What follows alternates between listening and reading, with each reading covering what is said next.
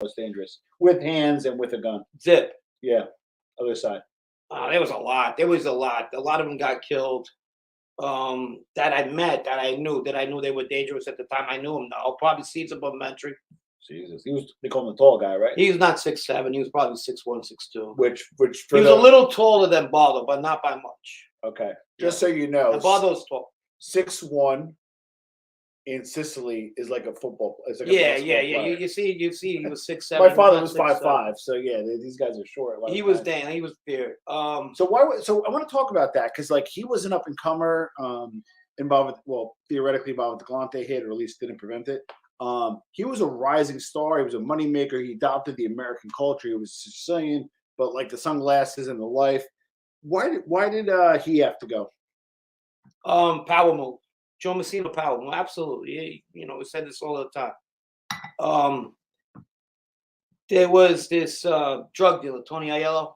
Not Tony Aiello, is Anthony Aiello, the guy, Tony, what's his name? Gorgeous is Luca Brasi. Oh yeah. That's his son. Yeah. He's doing a lot of time too. But Tony. Yeah. Caesar was extorting Tony for more than he wanted. Oh, okay. Tony went to Rusty, which was the boss. Yeah, and he says, "Listen, you tell him to." Rusty or his wife? Just kidding. Yeah, you can ask me about that. I didn't know.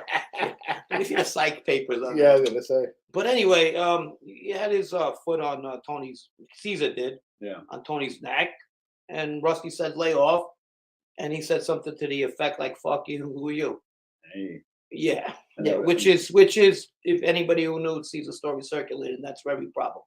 But then, they made up and whatever, and Massino calls a meeting, and he's not even at the meeting because he thinks he's not going to come by himself. He's not that stupid, and he did. Oh, he came by himself, and he got shot. Salvatore shot him. He was playing with the wheel. He gave him a run for it, and came around and stabbed him. Oh shit! Yeah, and then they found him in a drum in Garfield, New Jersey. New Jersey, yeah. But I always wondered about that because the Sicilian guys, and I know like maybe he was here for a little bit, but does that go like unencumbered? Like there's not somebody in Sicily that's like, well, what happened to our guy? At that point, it doesn't matter. Like I just always wonder when some. No, at that point they were savage from Italy. Italy had its own problems. Yeah, especially the 90s. Yeah, if anybody was to take that vengeance, it was Canada and whatever zips were left. So Massino saw the zips as a liability versus an asset, if you will. Yeah, there was no more Sicilians up in there was no more zips in the captain position when he was up there. All right. Previous interview, you said to be around Bardi Baloma, which there's not a lot about. Right. And remember, I'm still out in the streets. I gotta be careful. Okay. Be careful. It wasn't in a criminal aspect. It wasn't in a criminal. No, not at all. He came up to me while we were in jail, and he said, "Frank, you Italian." Obviously, he knew I was coming out of the co-defendant meetings with everybody else. Yeah. I was the only one that wasn't made in those meetings. Yeah. Sorry. So somebody must have told him I'm Sicilian. Yeah. So he goes to me. I said, "Yeah, I'm Sicilian." He goes, "No shit, so am I." I said, "Wait." You got into it with like Nadu or somebody arguing about his birthplace. It was Yeah, well, this is what happened. Yeah, I said, "Well, so am I." No, this was friendly. It was all good. It was not. This is how I was in his presence. It wasn't criminal. Yeah.